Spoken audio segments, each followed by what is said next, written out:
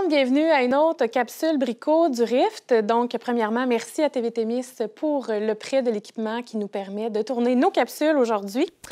Donc, encore une fois, on vous suggère une activité facile et simple à faire à la maison avec vos enfants.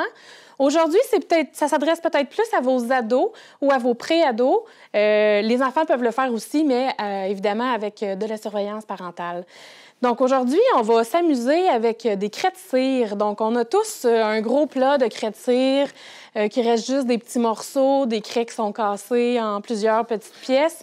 Donc aujourd'hui, on va les faire fondre ensemble pour faire un arc-en-ciel sur toile. Donc on fait ça aujourd'hui.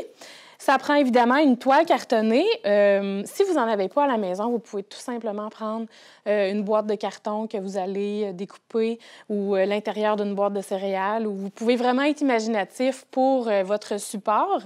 Et donc, j'ai fait le ménage dans mes craies de cire avant de commencer l'activité. Et j'ai fait une sélection arc-en-ciel, donc des craies de cire que je vais utiliser. Donc, la première étape... je pense que je vais y aller dans ce sens-là, à la verticale. Je vais tout simplement coller avec de la colle chaude. Attention à vos doigts pour ne pas vous brûler. Je mets quelques rangées de colle chaude. Et je vais venir coller mes craies de cire une à côté des autres. Donc, évidemment, j'ai choisi des couleurs pour faire un dégradé qui vont bien se mélanger.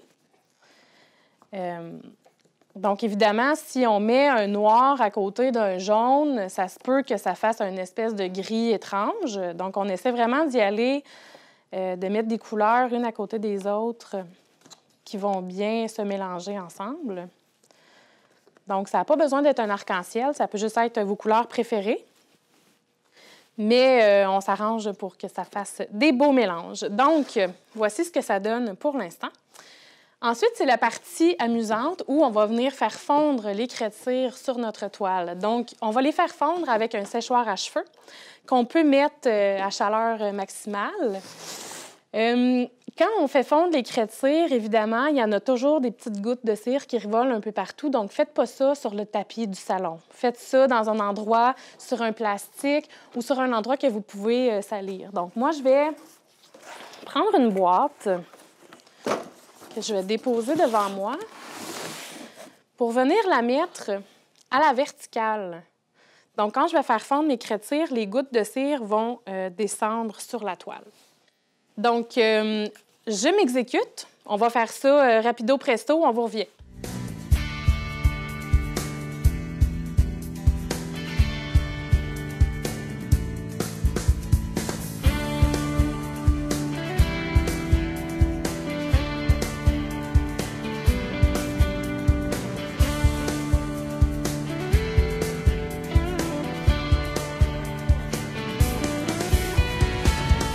Donc, voici mon résultat.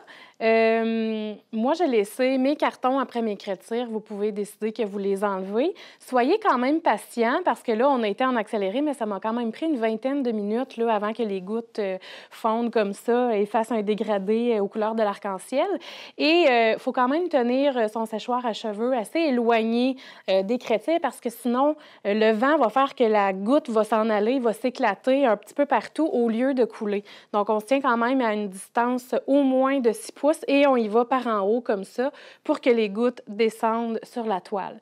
Donc, vous avez maintenant un arc-en-ciel réalisé avec vos vieilles craies de cire que vous pouvez fièrement afficher dans votre fenêtre pour envoyer un petit message « ça va bien aller » à tout le monde.